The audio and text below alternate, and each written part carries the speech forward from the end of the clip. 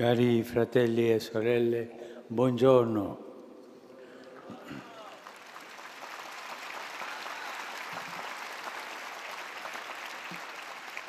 Oggi questa udienza si sviluppa in due posti. Come c'era pericolo di pioggia, gli ammalati sono nell'aula Paolo VI e collegati con noi col maxi schermo. Due posti ma una sola udienza. Salutiamo gli ammalati che sono in aula Paolo VI.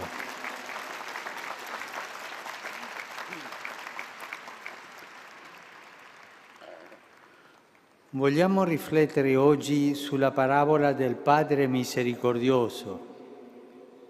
Essa parla di un padre e dei suoi due figli e ci fa conoscere la misericordia infinita di Dio.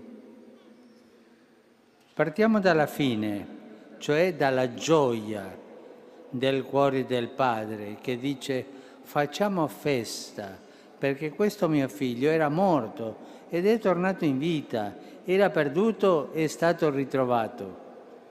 Con queste parole il padre ha interrotto il figlio minore nel momento in cui stava confessando la sua colpa. Non sono più degno di essere chiamato tuo figlio. Ma questa espressione è insopportabile per il cuore del padre, che invece si affretta a restituire al figlio i segni della sua dignità. Il vestito bello, l'anello, i calzari. Gesù non descrive un padre offeso e risentito, un padre che, per esempio, dice al figlio: me la pagherai, eh? No, il padre lo abbraccia, lo aspetta con amore. Al contrario, l'unica cosa che il padre ha a cuore è che questo figlio sia davanti a lui sano e salvo. E questo lo fa felice e fa festa. L'accoglienza del figlio che ritorna è descritta in modo commovente. Quando era ancora lontano, suo padre lo vide, ebbe compassione, gli corse incontro, si gli gettò al collo e lo baciò. Quanta tenerezza! Ma lo vide da lontano. Cosa significa questo? Che il padre saliva sul terrazzo continuamente per guardare la strada e vedere se il figlio tornava. Lo aspettava. Quel figlio che aveva combinato di tutto, ma il padre lo aspettava. Cosa bella la tenerezza del padre. La misericordia del padre è traboccante, incondizionata e si manifesta ancor prima che il figlio parli. Certo, il figlio sa di avere sbagliato e lo riconosce.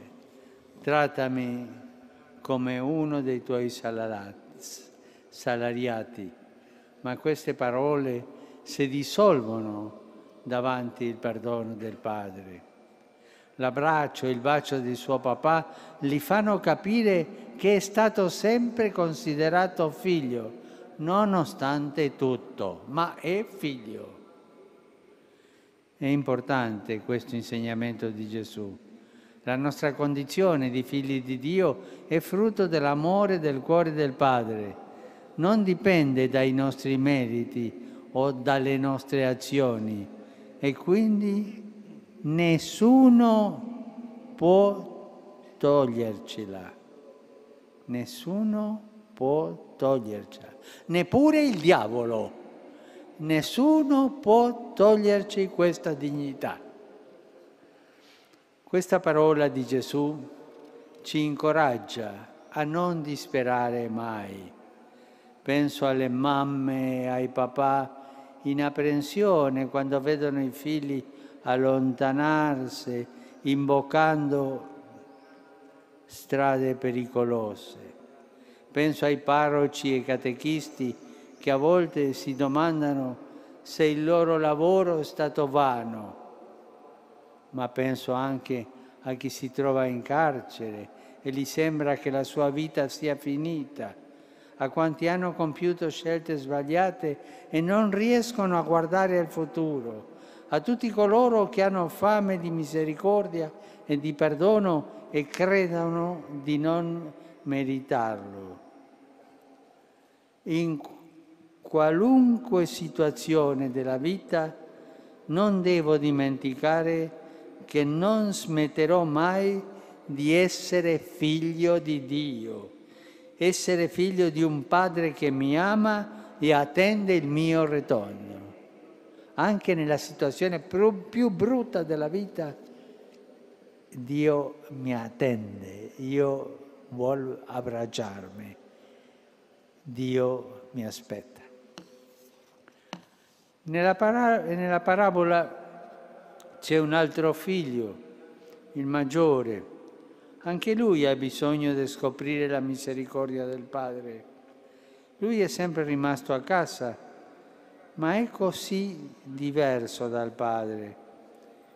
Le sue parole mancano di tenerezza.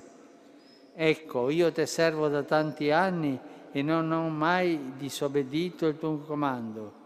Ma ora che è tornato questo tuo figlio, con disprezzo, non dice mai padre, non dice mai fratello, soltanto pensa a se stesso, si vanta di essere rimasto sempre accanto al padre e di averlo servito, eppure non ha mai vissuto con gioia questa vicinanza.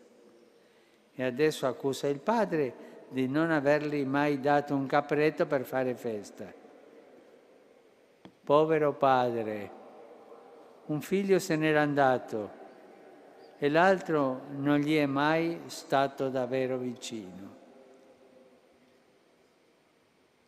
La sofferenza del padre è come la sofferenza di Dio, la sofferenza di Gesù, quando noi ci allontaniamo, o perché andiamo lontano, o perché siamo vicini ma senza essere vicini. Il figlio maggiore, anche lui ha bisogno di misericordia. I giusti, questi che si credono giusti, hanno bisogno di misericordia pure. Questo figlio rappresenta noi quando ci domandiamo se valga la pena faticare tanto se poi non riceviamo nulla in cambio. Gesù ci ricorda che nella casa del Padre non si rimane per avere un compenso, ma perché si ha la dignità di figli corresponsabili. Non si tratta di barattare con Dio, ma di stare alla sequela di Gesù che ha donato se stesso sulla croce, e questo senza misura. Figlio, tu sei sempre con me e tutto ciò che è mio è tuo, ma bisognava far festa e rallegrarsi. Così dice il padre al figlio maggiore. La sua logica è quella della misericordia. Il figlio minore pensava di meritare un castigo a causa dei propri peccati. Il figlio maggiore si aspettava una ricompensa per i suoi servizi. I due fratelli non parlano fra di loro, vivono storie differenti, ma ragionano entrambi secondo una logica estranea a Gesù. Se fai bene ricevi un premio, se fai male vieni punito. E questa non è la logica di Gesù. Questa non è. Questa logica viene sovvertita dalla parola del Padre. Bisognava far festa e rallegrarsi, perché questo tuo fratello era morto ed è tornato in vita, era perduto ed è stato ritrovato. Il padre ha recuperato il figlio perduto e ora può anche restituirlo a suo fratello. Senza il minore, anche il figlio maggiore smette di essere un fratello. La gioia più grande per il padre è vedere che i suoi figli si riconoscano fratelli. I figli possono decidere se unirsi alla gioia del padre o rifiutare. Devono interrogarsi sui propri desideri e sulla visione che hanno della vita. La parabola termina lasciando il finale sospeso.